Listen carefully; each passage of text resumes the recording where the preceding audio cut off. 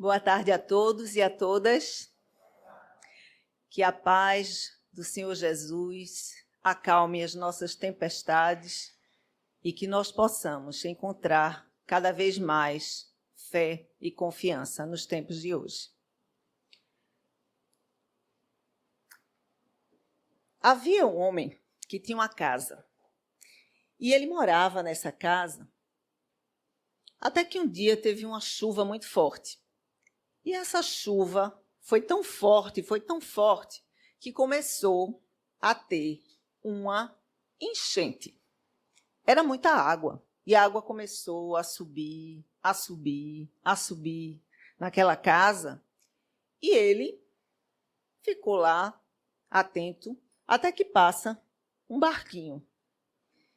E o barquinho, quando já tinham casas alagadas, o barqueiro diz assim para ele: meu irmão, venha cá, suba aqui no barco, venha comigo. A enchente está piorando, a chuva vai continuar. Aí ele disse assim: não, meu amigo, fique tranquilo, eu tenho fé, eu vou ficar aqui, Deus vai me salvar. E aí continua a chuva, continua a enchente, continua a água, cada vez mais forte, e ele subindo. Já estava nos móveis, subindo lá, para ficar mais e mais em cima, quando então passa uma lancha. Meu amigo, suba, venha comigo.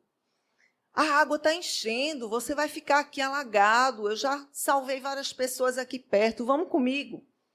Aí ele disse: não, meu irmão, fique tranquilo, eu estou bem aqui, eu tenho fé, Deus vai me salvar. E assim foi. Depois passa um navio, depois passa um helicóptero, e ele lá. Quando ele já estava no telhado, assim, no cume, não é? Que vem aquele helicóptero com aquela escada, os bombeiros. Meu irmão, suba aqui no helicóptero. E ele: não, fique tranquilo, Deus vai me salvar, com a água já aqui no pescoço. E nessa, o que é que acontece? Ele se afoga e aí ele desencarna. Quando ele chega do outro lado, ele vai questionar o que aconteceu com ele. Senhor, peraí, eu estou aqui desencarnado, mas eu era uma pessoa de tanta fé, como é que pode eu ter morrido? Eu não acredito. O Senhor disse que se a gente tivesse fé, a gente ia ser salvo. Aí o Senhor olha para ele e diz assim: meu irmão, eu mandei o barquinho, eu mandei a lancha, eu mandei o navio, eu mandei o helicóptero, foi você que não subiu. Né? Bom, é só uma historinha ilustrativa para a gente começar a pensar o que é fé. Por quê? Porque muitas vezes nós dizemos que a fé é simplesmente confiar em Deus, é simplesmente achar que tudo vai acontecer sem que nós façamos a nossa parte. E hoje a gente vai ver, discutindo um pouco sobre a fé, que não é bem assim. Porque, como bem diz o Evangelho, a fé sem obras é morta. Então, não adianta apenas ficar nesse estado contemplativo, nessa ideia que vai acontecer algo miraculoso, que vai transformar nossas vidas, sem que nós façamos a nossa parte. Quando a gente pensa no que está acontecendo hoje, nos dias de hoje, as catástrofes naturais, as pandemias, as doenças, as mortes coletivas, tantos sofrimentos, a guerra, não é, agora, entre a Ucrânia e a Rússia, todo esse movimento que está acontecendo, muitas vezes nós ficamos muito abalados, não é verdade? E mesmo com muita fé, com muita confiança, tendo, né, a nossa religião, a nossa crença, seja qual for, nós, mesmo assim, às vezes nos balançamos. Quando eu estava estudando para esse tema, eu fiquei me questionando: meu Deus, como é que está a minha fé? Porque quando está tudo bem, é muito fácil, não é, a gente dizer que nossa fé está boa, que a gente acredita, que a gente confia, mas quando o calo aperta, a gente pensa, repensa e rapidinho a gente perde essa fé. E aí, a gente fica perguntando, onde é que está Deus em tudo isso? Onde é que está a minha fé? Como é que eu posso manter essa confiança quando tantas coisas estão acontecendo? Então, se a gente não tiver uma visão além dessa visão nossa, material, fica muito difícil realmente nós entendermos por que passamos por tantas dificuldades e por que nós temos tantas aflições e tantas tempestades na vida. Quando a gente fala de fé, é importante que a gente entenda o que o Evangelho nos fala do que é fé. Porque esse rapaz da história que eu contei para vocês, a gente não pode dizer que ele não tinha fé. Ele tinha fé, ele acreditava que alguma coisa ia acontecer com ele, que ele ia ser salvo. Mas era uma fé que a gente chama uma fé cega. Uma fé simplesmente que acha que tudo vai acontecer sem que a gente precise fazer nada. E nós vamos ver que a fé professada pelo Espiritismo, que nos convida sempre a raciocinar, é uma fé raciocinada. Não é uma fé simplesmente em acreditar sem que nós façamos a nossa parte. Então, o apóstolo Paulo, o conhecido apóstolo dos gentios, ele já nos dizia o seguinte, que a fé é a evidência daquilo que não se vê. Vê que coisa interessante. Fé é a evidência daquilo que não se vê. Porque mesmo que a gente não veja alguma coisa, isso não significa que ela não vá acontecer. E ele também diz que a fé é corajosa, é paciente e é caridosa. Por que que ela é, por exemplo, paciente? Segundo o Evangelho, ele diz que a fé verdadeira é sempre uma fé calma. E o que é uma fé calma, uma fé paciente? Por que a fé ela é paciente? Porque sem a paciência, nós não damos tempo para que as coisas aconteçam. Então, um dos aspectos da fé é que ela é sempre paciente. E quando eu estava estudando, eu disse a vocês que eu estava pensando como é que está a minha fé. Então, eu vou convidar vocês nessas reflexões que a gente vai colocando, nesses pontos que o Evangelho vai nos dizendo, a vocês fazerem também esse exame de consciência de como está a fé de cada um. Se a sua fé hoje é uma fé raciocinada, se é uma fé cega, se você está sem fé, se as coisas que estão acontecendo estão lhe deixando desanimados. Então, a fé é paciente. Por quê? Porque quando nós temos uma crença em alguma coisa que vai acontecer, se você tem fé, você espera que aquilo aconteça. Porque nós temos uma tendência muito grande de achar que o que a gente quer tem que acontecer. E tem que acontecer na hora que a gente quer. Então, não temos o luxo de esperar. Mas, muitas vezes, nós precisamos de um tempo de depuração. Porque, sem esse tempo de depuração, às vezes nós não passamos pela turbulência que a gente tem que passar com o tempo necessário para o aprendizado. Então, a fé, ela precisa ter esse componente da paciência. O segundo componente é a coragem. A fé é corajosa. Por quê? Porque é muito necessário que nós tenhamos fé, coragem, aliás, para professarmos a nossa fé. Às vezes a gente é questionado nos nossos trabalhos, nas nossas relações pessoais, sobre a nossa fé. E nós, muitas vezes, precisamos ter a coragem para dizermos para o outro algumas coisas com relação a nossos posicionamentos. E muitas vezes os nossos posicionamentos são posicionamentos contrários ao que a sociedade prega, ao que o nosso trabalho prega, a que a ética prega. Então, é preciso ter coragem. Então, o outro componente da fé é a coragem. E o terceiro é a caridade. Por que a caridade? Porque a fé inoperante, ou seja, a fé sem obras, ela é morta, ela não é a fé verdadeira. Porque cada vez que a gente desenvolve a nossa fé, cada vez que a gente se aprofunda mais nesse aspecto espiritual e vamos crescendo na confiança em Deus, na nossa fé, nós começamos a sentir a necessidade de fazer alguma coisa em prol dos nossos irmãos mais necessitados, alguma coisa em prol da sociedade, alguma coisa em prol das injustiças, e por aí vai. Então, a fé, ela precisa também ser caridosa. Então, por isso que Paulo diz que a fé é paciente, é corajosa e é caridosa. Quando a gente vai olhar o Evangelho segundo o Espiritismo, no capítulo 19, ele todo é dedicado à fé. O nome desse capítulo é A Fé Transporta Montanhas. E é maravilhoso, como todo o Evangelho é maravilhoso. E esse capítulo tem vários itens que falam de particularidades sobre a fé. E eu destaquei alguns itens para a gente refletir juntos. Por exemplo, ele diz que a fé é um sentimento inato do homem de sua destinação futura. O que quer dizer isso?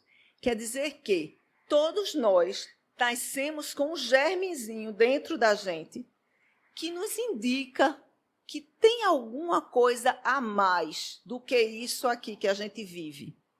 Então, essa consciência de que a gente pode fazer mais do que a gente pode é um sentimento inato.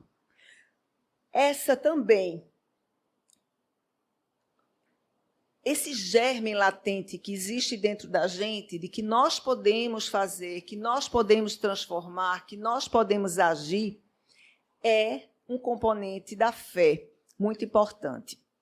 Então, muitas vezes, quando a gente pensa em fé, a gente pensa sempre sobre o aspecto apenas religioso.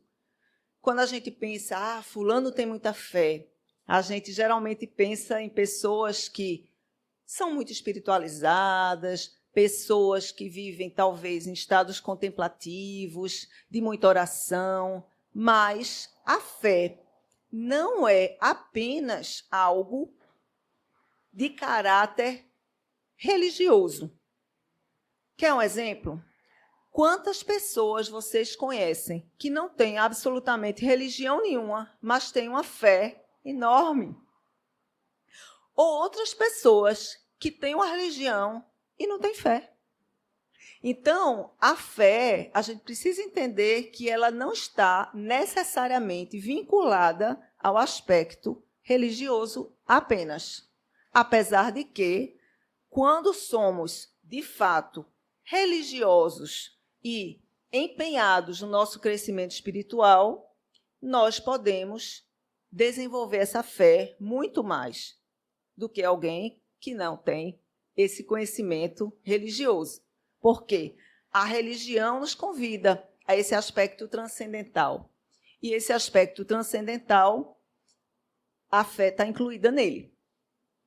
Mas nós também vimos no Espiritismo e no Evangelho segundo o Espiritismo que a fé é a vontade de querer. Eu achei bem interessante. Por que a vontade de querer? Porque quando eu quero, eu posso realizar. Um exemplo prático. Eu quero conseguir algo melhor para mim na minha vida. Então, eu coloco aquela energia naquilo, eu trabalho para aquilo e eu consigo aquilo. As pessoas que têm fé, que têm confiança em si mesmas, confiança que a situação vai melhorar, que têm confiança no futuro, que são positivas, são pessoas que conseguem mais coisas, não é verdade? Quando eu não acredito em mim, eu não acredito nas coisas, eu não acredito nas pessoas, eu não acredito que o mundo vai mudar, que o mundo não vai melhorar, eu tenho pouca fé, consequentemente, realmente, eu não consigo muita coisa. Então, a fé tem esse aspecto, que é um aspecto humano, e tem um aspecto divino. No aspecto humano, a fé diz respeito a todas as nossas necessidades do ponto de vista material. E no aspecto divino, ela tem a consequência de atender às nossas necessidades espirituais, celestiais. Então, veja, quando Jesus dizia assim para os seus discípulos: vós sois deuses, vós podeis fazer tudo o que eu faço e muito mais. Ele estava dizendo que bastava que nós tivéssemos fé, que nós iríamos sim conseguir fazer o que ele faz. Tanto é que, na passagem dos discípulos com Jesus, os discípulos às vezes duvidavam de sua capacidade. Pedro era um deles, que não confiava que ele ia conseguir fazer as coisas. E muitas vezes ele não conseguia curar, aliviar as dores, porque ele não tinha essa confiança, essa fé. Lembro daquela passagem que o Evangelho fala de Jesus andando sobre as águas, e ele convida Pedro, e Pedro vai com toda a confiança, mas a partir do momento que ele vacila na fé, ele começa a afundar. Então, nós temos no Evangelho exemplos de pessoas de muita fé e pessoas que a fé vacilou também, vacilou na fé. E assim somos nós. Às vezes temos muita fé, mas às vezes nós vacilamos na fé. Normal, natural, claro que sim. Porém, podemos trabalhar nisso? Claro que sim também. Então, quando Jesus curava o leproso, a mulher hemorrágica, não é? Quando Jesus curava o servo do centurião, por exemplo, ele dizia uma coisa bem interessante, que é um detalhe que às vezes passa despercebido no Evangelho, mas que é importante a gente pensar, que tem a ver com essa questão da fé, ter esse componente da força do nosso querer.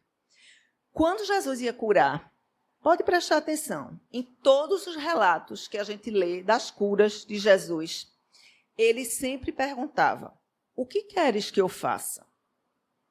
E aí a pessoa dizia: eu quero ser curado, eu quero ver, eu quero andar. Não é assim?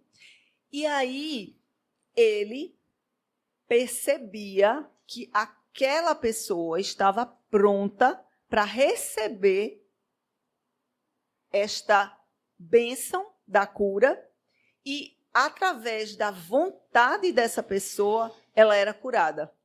Lembram do episódio da mulher hemorrágica? Que Jesus estava na multidão, tinha um monte de gente, e aí uma mulher que vivia com hemorragia há anos e anos, apenas toca a veste de Jesus, e Jesus diz assim: quem me tocou?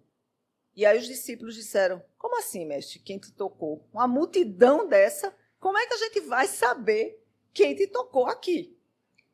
E aí ele disse: eu senti uma força sair de dentro de mim. Alguém me tocou. E a mulher, timidamente, provavelmente achando que ia levar uma bronca, diz assim para ele: fui eu, Senhor, que te toquei. E aí ele diz: o que queres que eu faça? E ela diz que ela tem essa condição, que ela tem essa hemorragia por muitos anos e que ela queria ser curada. E Jesus diz para ela: filha, a tua fé te curou. Vai em paz. E assim era com todas as curas que Jesus fazia. Quando o centurião chegou para Jesus e ele tinha um servo que ele amava muito, e o servo dele estava muito doente, Jesus disse para ele: mas onde está o teu servo? Tu estás me pedindo para ajudar, mas onde é que ele está? Ele disse: Senhor, está lá na minha casa. E aí ele diz: por que ele não veio? Porque ele está muito mal. Então, eu vou na sua casa com você. E o centurião diz assim para ele: não, Senhor, eu não sou digno de receber-te em minha casa. Eu sou um pecador. Porque naquela época o centurião, que era um homem soldado, né, romano, ele era responsável por 100 homens, por isso que chamava centurião, porque era uma tropa de 100. E aí, esse centurião, ele era uma pessoa de muito poder. Porque imagina, você ser um comandante de uma tropa de 100 homens. Ele tinha muito poder. E essa passagem é muito interessante, por quê? Porque o servo era uma pessoa muito desqualificada naquela época. Era um João ninguém, um Zé ninguém, um ninguém. Então, Jesus viu a grandeza do coração daquele homem, daquele centurião. Porque para uma pessoa se importar com o servo dele, naquele nível que ele estava e no nível que o servo estava, ele precisava ter muito amor no coração. E isso não era comum para os soldados romanos. Então Jesus disse assim: olha, mas o teu servo não está aqui. E aí o centurião diz: Senhor, eu sei que o servo não está aqui, mas eu não sou digno que entres na minha casa. Mas eu também acredito que, se tu disseres uma palavra, ele será salvo. E aí Jesus diz: nunca em toda a Jerusalém eu vi alguém com tamanha fé. Então veja, o outro componente da fé que nos fala o Evangelho é a humildade. A fé preconiza sempre a humildade. Por quê? Porque nos diz também o Evangelho que a fé é muito diferente da presunção. O que é presunção? É eu achar que fui eu que fiz aquilo. Fui eu que realizei. Quando tudo que conseguimos, nós sabemos que nós conseguimos com a ajuda do alto. Que existem irmãos espirituais sempre ao nosso lado, nos espreitando e nos ajudando. Então, a fé preconiza a humildade. Por quê? Porque se eu tenho uma fé verdadeira, eu reconheço que o que eu faço não é porque eu fiz, mas porque Jesus, uma força superior, fez. E foi isso que o centurião fez. Por isso que Jesus viu que ele tinha muita fé. Por quê? Porque ele reconheceu que bastava Jesus ter aquela autoridade de dizer que o servo dele seria curado, que o servo seria curado. Então, veja como ele se coloca numa situação de humildade com relação a Jesus. Outro aspecto interessante que a gente vê com relação à fé é que ela precisa, para ser verdadeira, ser posta em ação. E o Evangelho nos diz que a maior prova, uma das maiores provas da fé em ação é o magnetismo. Nós vamos ver que essa passagem, onde se encontra esse trecho que vamos discutir hoje, que é a passagem do Evangelho de Lucas, capítulo 8, versículo 25, também encontrado em Marcos e Mateus, ele vai nos contar aquela cena de Jesus acalmando a tempestade. E aí, o que é que acontece? Jesus, através do seu magnetismo, ele consegue controlar os efeitos da natureza, no caso, a tempestade, que nós vamos ver um pouco adiante. Mas a fé posta em ação, ela tem esse componente do magnetismo. Lembra que eu falei que o nosso pensamento determina nossas emoções, que determina nosso comportamento e nossa ação faz as coisas acontecerem? Então, esse magnetismo, essa crença, faz com que o homem, o ser humano, ele exerça, através do fluido que ele tem, uma ação direta sobre a natureza. Por isso que Jesus disse que nós somos deuses, podemos fazer tudo, porque utilizando do nosso magnetismo e nossa força, nós podemos ter ações com relação à natureza. E não só a natureza física, o ambiente, mas a nossa natureza. Uma prova disso é o que nós estamos vendo ultimamente e atualmente com relação a comprovações científicas de estudos que falam sobre a influência da fé na saúde e na doença. Então, recentemente, a Veja publicou uma reportagem foi uma reportagem de dezembro de 2020, falando sobre uns estudos que estavam acontecendo, né, na universidade, na USP, São Paulo, justamente no departamento de cardiologia, dizendo, não é, que as pessoas que têm mais fé, as pessoas que têm mais crença em algo superior, elas têm maior capacidade de resiliência, maior capacidade de enfrentar seus problemas, uma melhoria no seu sistema imunológico, uma melhoria no seu bem-estar físico e emocional.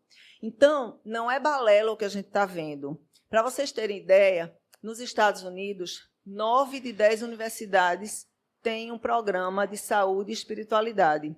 Por isso que nós aqui, inclusive, trabalhamos isso, né, através das exames, Associação Médico Espírita, para que a gente entenda que isso é científico.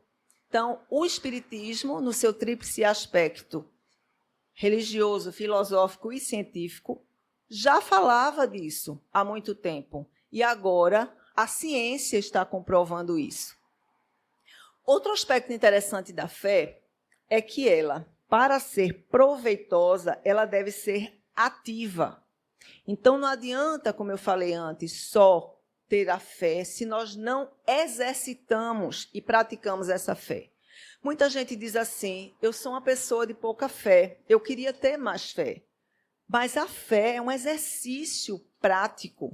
E como diz André Luiz, a disciplina cria um hábito. Então, se nós não nos disciplinamos através de estudos, através de leituras edificantes, através de palestras que a gente assiste, enfim, e nós tentarmos colocar em prática tudo isso, nós não vamos desenvolver a nossa fé, nós vamos ficar no estágio bem rasteiro. Outra coisa interessante sobre a fé é que ela é arrebatadora e contagiosa, nos diz o Evangelho. Por quê arrebatadora? Porque quem tem fé enfrenta qualquer coisa, em qualquer lugar, em qualquer momento. Então, ela é também contagiosa, porque uma pessoa que tem fé, ela contamina os outros. Não é assim? Eu tinha uma paciente no consultório que tinha câncer. Eu sou psicóloga, para quem não sabe. E aí, ela... impressionante, a fé, o quanto eu aprendi com ela. Porque a partir do momento que ela teve câncer, ela começou a ser um exemplo para todas as pessoas que conviviam com ela. Eu nunca vi uma criatura com tanta fé. Nem o médico acreditava na fé dessa criatura. E ela terminou, não é? Obviamente, ela faz todo o procedimento dela, né, de 6 em 6 meses, e ela vai, se cuida, ela faz a parte dela, ela não espera o barquinho passar e acha que vai ser curada por Deus, né? Ela não fica se afogando nas mágoas, ela vai no barco e ela vai-se embora. E uma das coisas lindas que ela fez uma vez foi o ritual de raspar o cabelo. Quando ela começou a fazer quimioterapia, e os cabelos dela começaram a cair em maços assim muito grandes, ela chamou os filhos e o marido e ela disse, nós vamos fazer uma celebração. Ficou todo mundo assim, celebração? Celebração de quê? Ela disse, é uma surpresa. E aí ela pegou o bolo, ela fez um jantar, uma coisa bem especial, e ela disse, pronto, agora nós vamos celebrar. Sim, mamãe, celebrar o quê? Nós vamos, cada um de vocês, raspar uma parte do meu cabelo. E aí foi a coisa mais linda do mundo, porque ela disse, olha, isso é para mostrar para vocês que isso para mim não é nada. Isso é uma carcaça. O que está dentro aqui sou eu. Eu continuo a mesma pessoa, com cabelo, sem cabelo, do jeito que eu tiver. Eu ainda sou eu sou esta essência. Então, eu quero que vocês participem comigo disso. E foi aquele choro e ranger de dentes, né? Porque foi muito emocionante, mas foi uma das coisas mais lindas que eu ouvi, não é? Dentre outras coisas que ela faz, que ela é incrível, ela é incrível. Mas, enfim, eu não tenho a fé dessa criatura. Eu queria ter um pouquinho dessa fé dela, porque é muito lindo demais. Bom, então, gente, a ciência, ela também, como eu estava falando, ela tem estudado muito a fé. Se vocês forem olhar os artigos científicos, não é, Arturo, sobre espiritualidade e saúde, a gente vê que existem vários artigos que demonstram a comprovação, por exemplo, de preces na recuperação de alguns pacientes, tanto preces nossas como preces intercessórias, a gente rezar por uma outra pessoa, para que aquela pessoa fique curada. Obviamente, gente, que isso é muito relativo, não é? O fato, por exemplo, de uma pessoa não ser curada porque nós rezamos por ela, não significa que não houve uma intercessão ali divina ou que a prece não foi eficaz. Nós sabemos que cada um de nós temos coisas a resgatar. Muitas vezes nós precisamos passar por algumas situações e nossas dores são as nossas oportunidades para que possamos crescer. Então, quando precisamos passar pela experiência, obviamente que nós vamos passar. Mas a fé nos faz, pelo menos, passar com menos dor, passar com mais suavidade.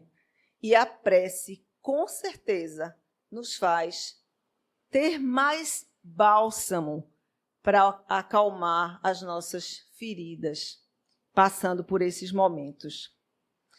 É tão interessante porque os médicos estão desenvolvendo, né, a ciência tem desenvolvido, dentro dos prontuários médicos, o aspecto espiritual. Porque a saúde é o bem-estar sociopsico-emocional, não é, das pessoas. E a anamnese, né, aquela parte, a entrevista inicial que a gente tem com os pacientes, muitas universidades e muitos profissionais têm utilizado instrumentos de medição da fé. Então, por exemplo, o FICA, que é um instrumento utilizado para fazer uma anamnese espiritual do paciente, não é? O F significa fé. Então, muitos médicos têm perguntado: qual fé você se identifica? Você tem alguma crença? E a importância. Qual a importância disso para você? O C, comunidade. Você participa de alguma comunidade, algum grupo, alguma igreja, algum templo religioso? E A, ação. Então, fica ação. O que é que eu, médico, o que é que eu, profissional de saúde, posso fazer por você nesse momento? Então, há um dado bem interessante que, ao contrário do que a gente pensa, 80% dos pacientes gostariam, sim, que seus médicos perguntassem para eles qual é a sua orientação religiosa. Recentemente, eu estive no geriatra, e o geriatra tinha isso no formulário. Pois é, gente, eu tenho essa carinha, mas eu sou velhinha. Então, o geriatra tinha essa pergunta. E eu também passei pela nutricionista e tinha essa pergunta: qual era a minha religião? E eu disse: poxa, que legal, eu estou no geriatra certo, eu estou na nutricionista certa, porque realmente eu acho que esse aspecto espiritual é muito importante, né? E é um fator de resiliência muito grande. Vê que coisa interessante. Nós, no decorrer da nossa vida, nós temos vários momentos onde temos tipos de fé diferentes. E aí, esse autor, James Fowler, ele fala o seguinte, que o recém-nascido bebê, ele tem um tipo de fé que se chama uma fé intuitiva, que é aquilo que o Evangelho falou. Aquele sentimento que tem alguma coisa dentro que a gente pode fazer mais, que a gente pode acreditar. Então, até os 2 anos de idade, todos nós passamos por essa fé intuitiva. Depois dos 2 aos 4 anos de idade, a gente começa a ter uma fé intuitiva Desculpa, o primeiro estágio é uma fé primária. O segundo estágio é uma fé intuitiva, projetiva. Por quê? Porque eu tenho uma intuição de alguma coisa, mas eu projeto nas pessoas que são as minhas figuras de cuidado, que vão me cuidar, e aí eu tenho ou não confiança naquela pessoa. Então, essa confiança que eu tenho, que é estabelecida na minha família, na minha vida, no meu desenvolvimento psicossocial, emocional, vai me dando confiança, vai me dando fé. Então, quando eu tenho pais que são acolhedores, que eu choro e quero tomar meu leite e o leitinho está lá, quando eu tenho que trocar minha fraldinha e a fraldinha é trocada, e eu tenho esse cuidado, então a gente tem uma fé, vai consolidando essa fé, essa confiança, porque muitas vezes nós projetamos em Deus as nossas figuras de autoridade, nossas figuras paternas, maternas, né? Então, eu vou ver Deus como alguém que eu confio ou não confio, dependendo também da minha experiência. Depois, a gente passa dos 4 anos de idade até os 5, aquela fé mítica literal. É aquela fé que eu acredito em tudo que me dizem. Então, realmente, tinha um paraíso, que tinha uma serpente, tinha uma maçã, e tinha uma mulher que nasceu da costela do outro, que quebrou a costela, que nasceu da costela. Então, assim, aquela fé que a gente acredita naquelas histórias. Depois, a gente tem uma fé sintética convencional, porque a gente vai crescendo e a gente vai começando a participar de grupos. Então, a partir dos 6 anos de idade, até mais ou menos os 22, a gente começa a ter aquela fé que eu me identifico com aquele grupo. Então, eu vou fazer parte daquele grupo. É a idade, por exemplo, dos grupos jovens, dos movimentos que a gente faz, não é? E a gente acha que o grupo é mais importante do que tudo. Então, eu vou me identificar com a religião, com a fé, não por mim, mas por conta do grupo que eu faço parte. Até que vem um outro estágio, que é a fé individual reflexiva, quando a gente já é adulto, que a gente começa a dizer, peraí, mas essa religião fala isso, mas eu não acho muito isso, não. Eu estou vendo que é outra coisa. Então, a gente começa a questionar. Depois, a gente vai para uma fé consolidativa, que é uma fé onde a gente começa a olhar as outras religiões e a gente não mais se intimida, a gente tem nossos próprios conceitos, nossas próprias ideias, e a gente não precisa e não é influenciado pelo outro, até que a gente passa por um estágio de fé universal. Obviamente que isso aí é muito lindo, didático, mas que nem todos nós passamos por isso, porque muitos de nós estacionamos no estágio de fé e ficamos lá. Por exemplo, eu posso ser uma pessoa que até hoje me identifico apenas com o que eu leio na Bíblia, e tudo é literal, e é daquele jeito, e acabou-se, e é inquestionável. Não tem gente assim, que a gente conhece? Então, essas pessoas estacionaram ali, naquele estágio de fé. Por isso que a gente diz que a fé no Espiritismo é uma fé raciocinada, ou seja, é uma fé que nos convida a sair do convencional, a sair do participante de um grupo, a sair de uma situação mítica, literal, para algo reflexivo. Então, a partir do momento que eu começo a fazer meus questionamentos, eu começo a ter meus questionamentos respondidos, então eu tenho uma fé raciocinada, que é o ideal que nós tenhamos, de verdade. Bom, gente, passando já para o texto do Evangelho, como eu falei para vocês, esse texto de Lucas, ele é aquele trecho que fala sobre Jesus acalmando a tempestade. E aí, o trecho é o seguinte.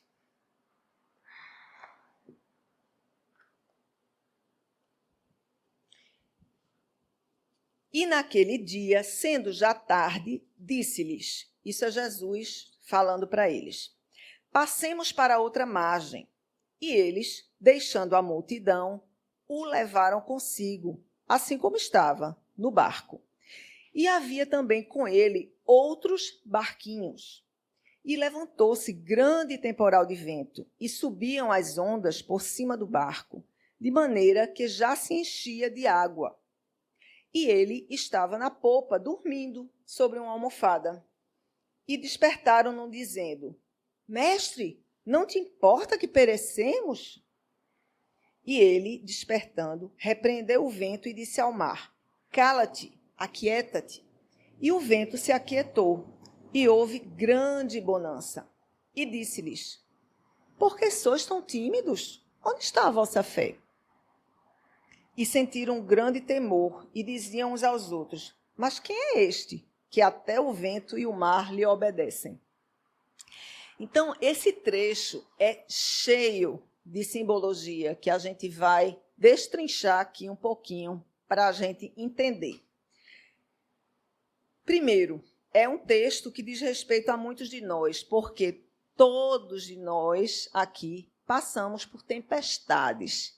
Então, vamos pensar nesse texto de uma forma que a gente possa extrair o espírito da letra, não é? Então, quando diz assim, olha, Jesus diz: passemos para outra margem do rio. Jesus estava num lado, passemos para uma outra margem. É um convite que ele faz a gente para mudança de comportamento. Quando ele diz assim: deixando a multidão, o levaram consigo, assim como ele estava no barco. Quer dizer, os discípulos levaram Jesus com ele. Então, isso significa o quê? Que nós nunca estamos sós. Jesus sempre pode ser levado conosco. E havia também com ele outros barquinhos. O que seriam esses barquinhos? Seriam as outras pessoas que fazem parte da nossa jornada. Nós nunca estamos só na nossa jornada. E quando a gente leva Jesus com a gente, eu não falei que a fé é arrebatadora, ela é contagiosa, os barquinhos vão junto. Então, nós também, através da nossa fé, podemos levar esses barquinhos conosco. E levantou-se grande temporal de vento. O que é isso? São todas as dificuldades que, vez por outra, avassalam nossa vida. Temporais, maremotos, seja o que for. Então, subiam as ondas por cima do barco de maneira que já se enchia de água. Quer dizer, muitas vezes, quando nós estamos passando por uma tempestade e o barco começa a encher de água, muitas vezes nós mergulhamos nessa água. Ou seja, nós ficamos tão focados nos problemas que a gente não consegue nem ver que, às vezes, o temporal já está passando, o céu já está nublado, não está chovendo mais, mas a gente fica ali, mergulhado naquela onda. E ele estava na popa, dormindo sobre uma almofada. Aí a gente pensa assim, poxa vida, Jesus não estava nem aí para eles, dormindo numa almofada, um temporal desse, os discípulos apavorados. Mas o que é que significa isso? Vê que coisa interessante. Nós precisamos ter calma nas horas das tempestades. Não podemos simplesmente nos desesperar. A almofada é uma coisa aconchegante, uma coisa que nos convida a relaxar, não é? É um objeto gostoso da gente. Então, ter serenidade nesses momentos, atravessando essas tempestades, é muito importante. E também, veja que coisa interessante. Quando eles dizem assim, mestre, não te importa que pereçamos? Jesus não se levantou de imediato para resolver o problema deles. Jesus estava lá, só vendo o que é que ia acontecer. Então, lembra que eu falei que a fé é paciente? Às vezes, a gente precisa ter paciência. Jesus está ali, está do lado, está na almofadinha dele. Mas a gente precisa ter paciência, serenidade, para que as coisas aconteçam. E Jesus diz assim para eles, ele acalma o mar, né? Ele acalma a tempestade, quer dizer, ele se utiliza do magnetismo dele, como fala o livro dos médiuns, a ação dos fluidos sobre a natureza. Ele agiu, porque Jesus tinha um magnetismo extraordinário, então ele não deixou de fazer a parte dele, mas ele primeiro esperou pelos discípulos para eles fazerem a parte dele. Sabe por quê? Veja só, imagina, se tudo que a gente pedisse, a gente recebesse. tudo que a gente pedisse, recebesse, eu digo assim, do jeito que a gente acha que tem que receber, na hora que a gente acha que receber. Qual é o mérito? Se tudo viesse de fora para dentro, de fora para dentro, de fora para dentro. Então, Jesus espera, às vezes, deitadinho numa almofada, para que a gente faça a nossa parte. Porque se a gente não fizer, não acontece. E, por fim, ele questiona, onde está a vossa fé? Não é? Por quê? Porque nós podemos, como eu falei antes, podemos fazer tudo, mas nós precisamos ter consciência dessa fé e ter fé, não é? Alguns discípulos tiveram, não é? Alguns episódios de falta de fé. Por exemplo, Tomé, quando quis ver as chagas de Jesus e disse, eu só acredito que Jesus realmente apareceu aí para vocês, se eu vir as chagas, se eu tocar as chagas. Então, quantos de nós não somos Tomés também? Quantos de nós só acreditamos quando a gente realmente vê? E a gente não tem, às vezes, a paciência para a gente esperar. Bom, voltando um pouco para a gente, eu fiquei pensando, né? E eu? E vocês? Cada um da gente. Quais são, hoje, as tempestades que nós estamos vivendo? Porque cada um aqui tem a sua tempestade diferente. Se a gente fosse fazer um apurado de tempestade, não ia ter uma tempestade igual a outra aqui.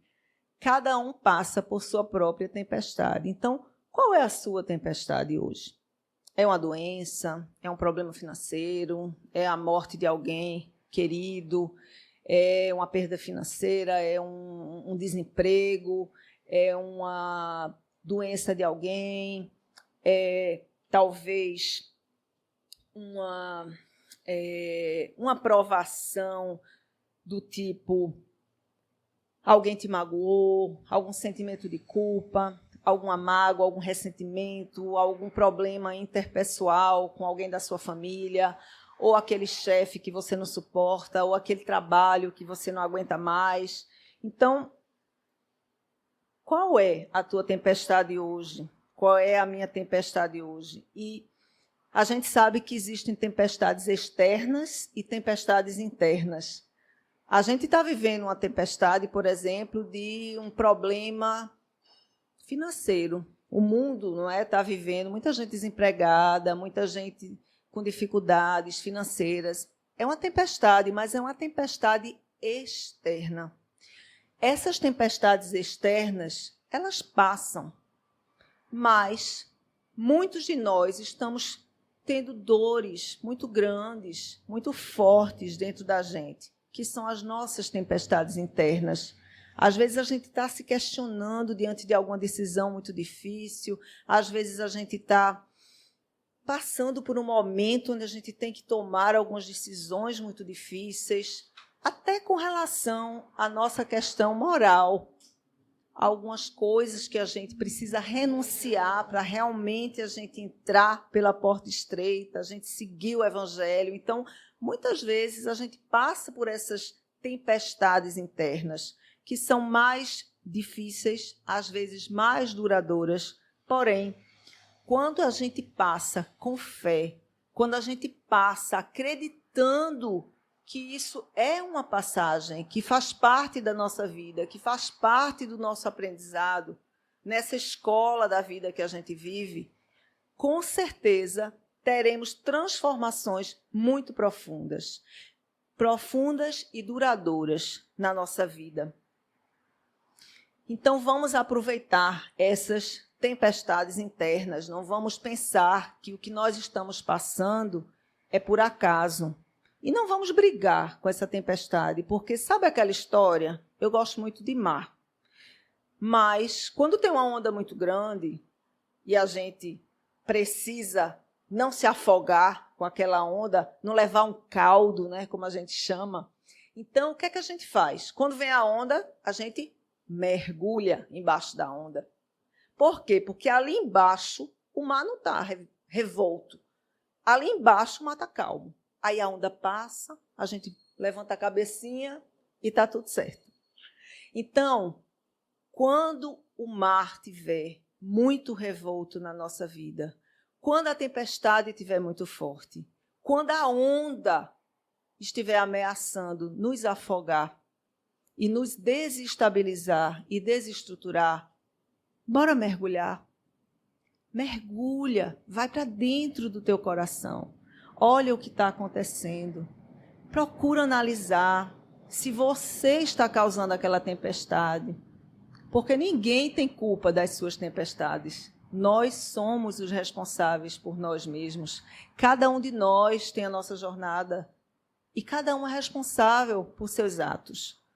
Muitas vezes, nossas tempestades que se repetem no mesmo tema, o mesmo tema, vira e volta é um tema. Se a gente for pensar nas tempestades que vive, provavelmente cada um tem um tema específico de sua tempestade, que se repete. Mas, às vezes, isso tem uma causa, como nos diz o Evangelho. Lá atrás, às vezes, a gente carrega de vidas passadas outras tempestades. E hoje, nós ainda estamos na mesma tempestade.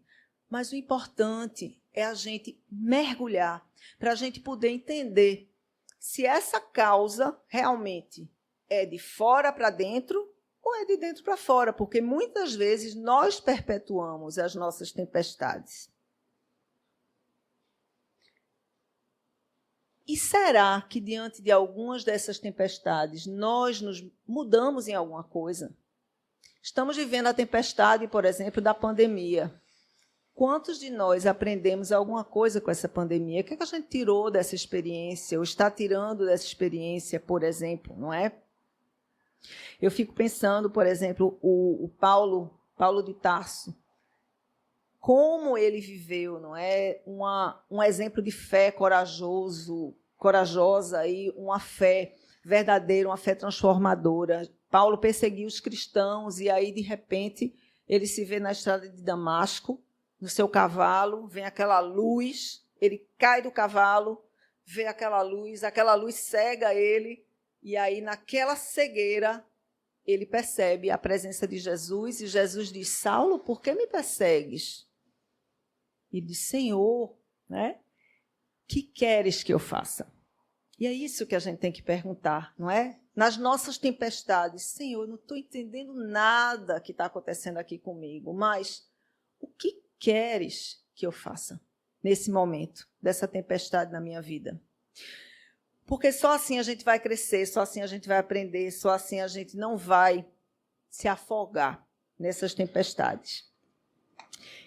Então, gente, que a gente possa realmente entender que a Terra está passando por uma transição planetária.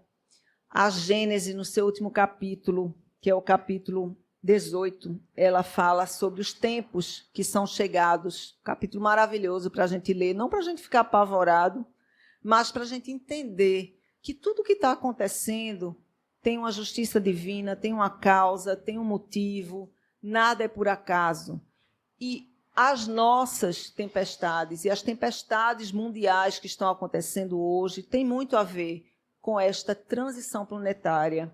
Não que a gente não vá sofrer pelas mortes coletivas, não que a gente não vai tocar nosso coração de compaixão pelos refugiados que estão saindo de suas casas e deixando e abandonando sua história, muitas vezes separando-se de suas famílias. Isso é muito triste, claro, mas vamos entender isso como resgates dessas pessoas, como situações que são justas, porque Deus é bom, justo e misericordioso sempre.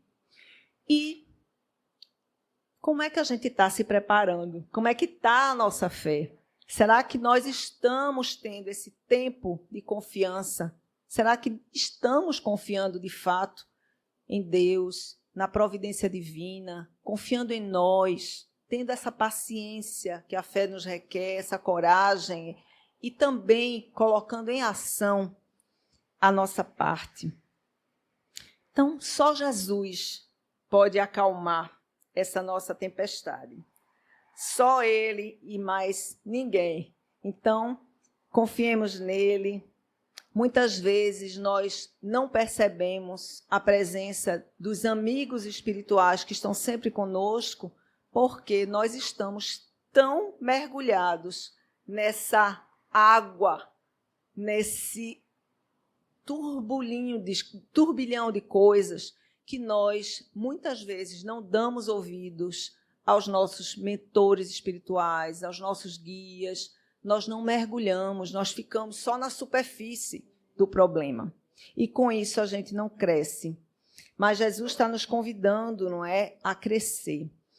E a gente precisa sintonizar-se com essas criaturas amorosas que estão sempre espreitando as nossas vidas para nos ajudar, nossos amigos espirituais, nossos mentores espirituais. Então, que a gente possa hoje sair daqui refletindo um pouco sobre a nossa fé, raciocinando sobre como é que cada um da gente está, entendendo que precisamos fazer a nossa parte para que as coisas aconteçam, acreditar mais na presença divina diante de todas essas tempestades. E sempre mergulhar no interior, no nosso interior, porque, como dizia Sócrates no oráculo de Delfos, o conhece-te a ti mesmo é imprescindível para a gente saber, de fato, quais são as nossas tendências que carregamos ainda, que precisamos mudar.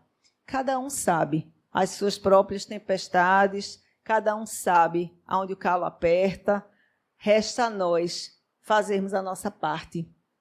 Que o Mestre Jesus nos abençoe sempre, que tenhamos fé, confiança. Onde está a vossa fé? Vamos ter confiança. Que assim seja.